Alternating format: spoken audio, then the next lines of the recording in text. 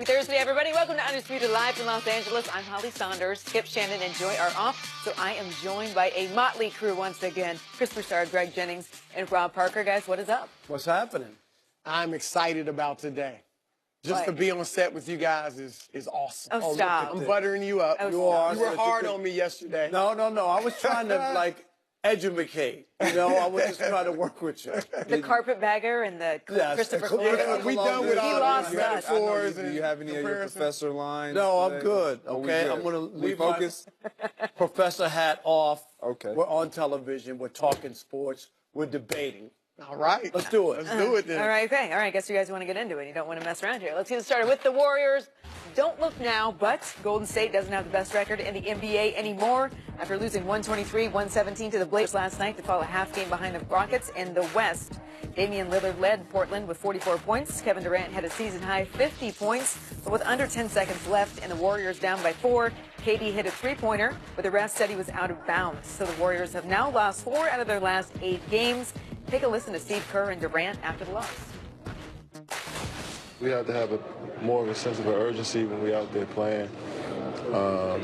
You know, teams not going to, they up to play us. You know, everybody wants to beat us. Everybody's excited to play against us. So, you know, some guys are going to have great nights against us and make shots. And, you know, they knocked down about 4 threes, 5 threes in that first quarter that got them going. So, we just got to be prepared. I think it's going to be good to get away for a week and be ready to turn it up a bit when we come back.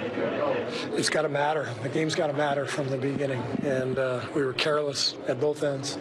Bad shot selection, careless with the ball, careless defensively, not getting up on shooters. And I give them credit. I mean, Portland came out. They were hot right from the start. But, you know, we have to be ready to play right from the beginning, and we just weren't. So Steve actually coached his team last night. We'll get to that in just a minute. But first, Chris, are the Warriors still a lock to win it all? Not a lock. Before the season, I felt 100% that the Warriors were going to win the championship. Now I'm going to say I'm down to about 70 to 75%, which is significant considering how great they are, how talented they are. And the decline, while it has something to do with themselves, that's only a small part of it. I'll get to it. A lot of it has to do with how well Houston is playing. You know, I've said, and I still believe, that Steph Curry and Klay Thompson are the best backcourt in NBA history. They've been together 7 years. They've won 2 championships. But Chris Paul and James Harden are probably better. I wouldn't say they're the best in history because they just got together. They haven't been together long. But when you match the two up, Houston's backcourt is probably better. We have not seen anything like this since maybe Walt Frazier and Earl the Pearl Monroe. And it's showing. Offensively, Houston is the top-ranked offense of all time. Right now, that's the pace they're playing at. You look at the other top 5 teams of all time. Number 2, the Showtime Lakers, Magic Johnson, 1987, won a title. Number 3, Golden State, last year obviously had a stacked team, won a title. Number 4, Michael Jordan, Chicago Bulls, 1992, won a title. Number 5, Boston with Larry Bird, 1988, didn't win a title, but a tremendous team. And Houston's playing defense. Then the Cavaliers, we talked about them the last few days, the way they've improved and the way they look like they should continue to get better, the pieces they've added, the holes that they've stopped up. I think they could eventually improve to the point where they can challenge Golden State. Now, to Golden State, they have some major issues, and you heard it in those comments. Kevin Garnett, a lack of urgency. Steve Kerr, careless. Kevin Durant. Not ready to, Kevin Durant. Steve Kerr, not ready to play, careless. Those are signs of frustration and just being exasperated and a bit mentally burnt out because it is hard. I don't care how much talent you have to get to 4 straight finals. Michael Jordan retired after 3 both times. And the first time he was burnt out. And so he retired. There have only been 4 teams in history to get to 4 straight finals. Bill Russell Celtics, Bird Celtics, Magic Lakers, LeBron's Miami Heat team. But most of those after that, I mean, LeBron in Miami, they parted ways. You know, it's tough to do. There's a reason the Spurs, with one of the greatest players ever in Tim Duncan, one of the greatest coaches ever in Greg Popovich, have never even repeated as champions. And so that is what you see. The frustration, the technical fouls. Draymond Green has been ejected 3 times this year. He had been ejected 3 times in his entire career up to this point. Kevin Durant's been ejected 4 times. He had only been ejected once in his entire career. Even Steve Kerr's got 5 technical fouls. So those are some of the challenges that the Warriors are facing. I'm not saying it will break them, but it certainly brings it down as far as whether or not they're a lock to win the championship. The Golden State Warriors were a lock before the season started and are still a lock, barring some major injuries. You didn't hear a word I said. I heard what you said. It just went one ear and out the other because you know how this league operates and how it works. Regular season, you can't always look at it. There's going to be lulls. Good teams are going to have bad stretches. They're going to be unfocused. They're going to make mistakes, do stuff. I get it. I agree with you trying to win that often and go 4 years, but that doesn't mean at the end of the day what this league is about. This league is about the postseason, which you know is a different season, and it's also about stars and guys who have done it and been there. And my money is on those guys. You look at the Golden State Warriors, they have 3 of the 10 best players in the league. In this league, those are the teams that normally win. The last team that you could really go back and say won without a superstar, 2004 Pistons. That doesn't happen. It's always about guys when your team has those kind of players. So I like where the Warriors are. They're going to get refocused. They will get back. They just got to be ready to go. And even when you have a lull through all the winning that they have done, doesn't mean you're not going to win. I can just go back. The 2000 Yankees, who had wound up winning 3 World Series in a row. Is that basketball? No, but I'm just telling you, they went 3-15, including losing their last 7. People said, "Oh no, it's all over." Anything happens in baseball. It's all over because they're mentally drained. You know what they did? They went to the World Series, beat the Mets in 5 games. My point is, they were the best team. The Warriors are the best team, and that's why I'm not concerned. They will regroup. They will get it together. They will be, barring a major injury, they are the best team. The best team in the NBA normally wins the championship. I can't. You have to go back to maybe the 70s of some NBA team that wasn't the best team to be able to win a championship. Dallas in 2011, where they weren't better than the Miami Heat.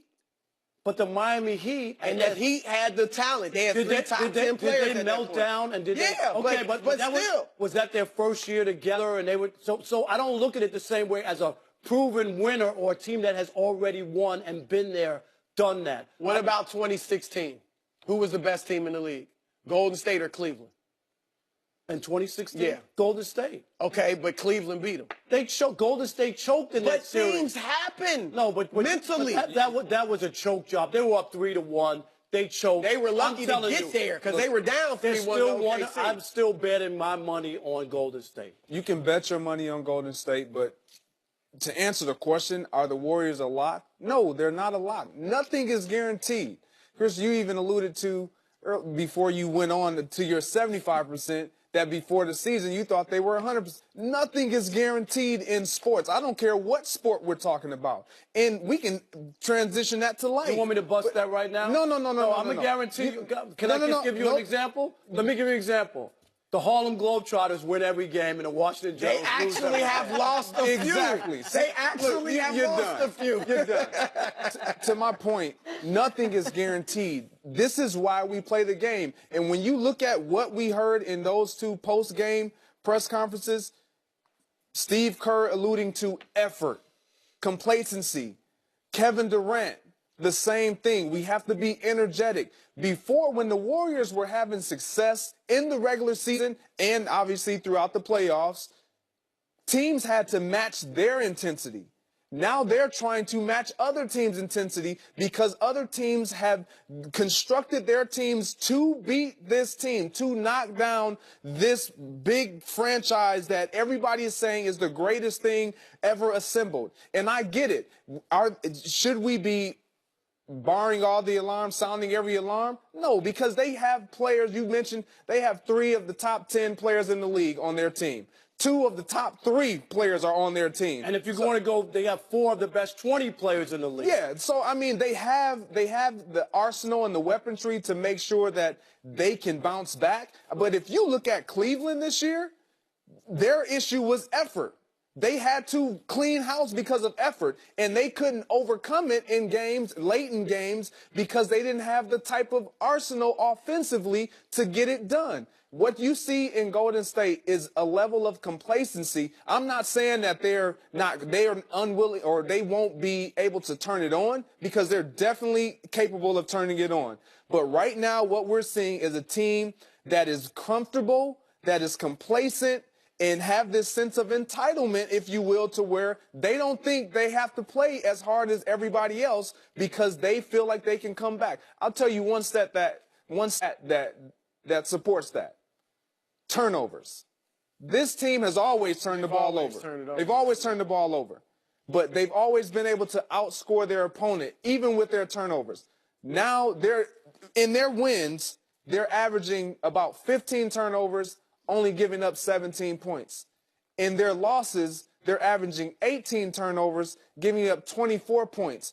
When you turn the ball over, what that tells me is your effort isn't there. You don't really care when you turn the ball over, are we getting back in transition? Are we pressing and guarding the 3-point line? You talked about Kevin Durant. Kevin Durant talked about it yesterday.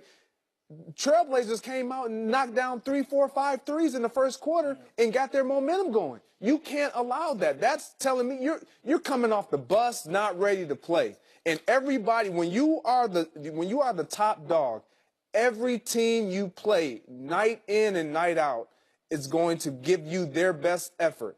They went into Utah, but got blasted. To your point, Golden State, if let's say everybody stays healthy, not just on Golden State, but virtually everywhere, okay?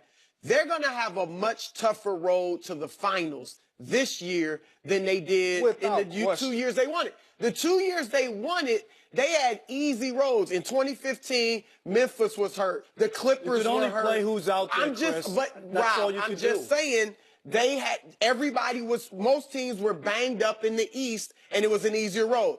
2017, San Antonio. Hold on. San Antonio. We know Kawhi Leonard got hurt. Josef Nurkic from Portland was hurt. They wouldn't have beat him, but that made it easier too.